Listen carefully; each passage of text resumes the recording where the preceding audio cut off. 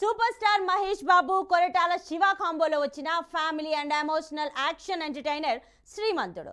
ఈ సినిమా స్టోరీని ఓ పత్రికలో ప్రచురించిన తన కథ ఆధారంగా కాపీ చేశారని రచయిత శరత్ చంద్ర కోర్టును ఆశ్రయించిన సంగతి తెలిసిందే. కొరటాల తనకు డబ్బులు ఇవ్వబోయాడంటూ రీసెంట్గా కొన్ని సెన్సేషనల్ కామెంట్ చేశారు రైటర్ శరత్ చంద్ర.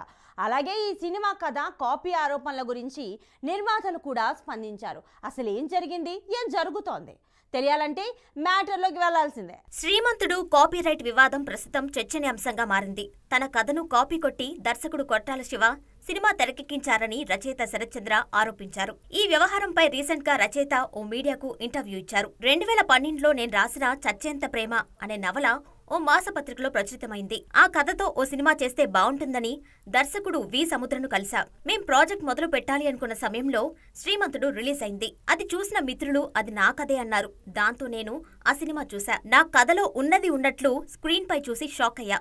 దర్శకుడితో మాట్లాడా. ఇది నా కథే అని చెప్పా. దానికి ఆయన అంగీకరించలేదు. సినీ పెద్దలు కొందరు రాజీ చేయాలని చూశారు. 15 లక్షలు ఆశ చూపించారు. కానీ నాకు రచయితల సంఘం ఎంతో సాయం చేసింది. వాళ్ల సహకారంతోనే కోర్టును ఆశ్రయించా. ఈ స్క్రిప్ట్ నాదే అని అంగీకరించమని కోరుతున్నా అని శరత్ చంద్ర అన్నారు. ఈ విషయంపై స్పందిస్తూ మైత్రి మూవీ మేకర్ సంస్థ సోషల్ మీడియా వేదికగా ఓ ప్రకటన విడుదల చేసింది.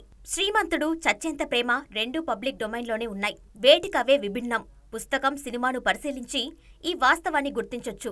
ప్రస్తుతం ఈ వ్యవహారం లీగల్ రివ్యూలో ఉంది. అందువల్ల అప్పుడే ఒక అభిప్రాయానికి రావద్దని మీడియాకు విజ్ఞప్తి చేస్తున్నాం. దయచేసి ఓపికగా వ్యవహరించండి. చట్టపరమైన ప్రక్రియపై మాకు నమ్మకముంది అని నోట్ రిలీజ్ చేశారు. కాగా రచయిత శరత్ చంద్ర పిటిషన్పై విచారణ జరిపిన న్యాయస్థానం కొరటాల శివపై క్రిమినల్ చర్యలకు ఆదేశించింది. అయితే నాంపల్లి కోర్టు ఆదేశాలను సవాల్ చేస్తూ కొరటాల తెలంగాణ హైకోర్టును ఆశ్రయించారు. అక్కడ కొరటాలకు చుక్కెదురు కావడంతో సుప్రీంకోర్టును ఆశ్రయించారు. అక్కడ కూడా అదే పరిస్థితి ఎదురైంది. స్థానిక కోర్టు ఇచ్చిన ఉత్తర్వుల ప్రకారం క్రిమినల్ కేసు ఎదుర్కోవాల్సిందే అని సుప్రీంకోర్టు స్పష్టం చేసింది.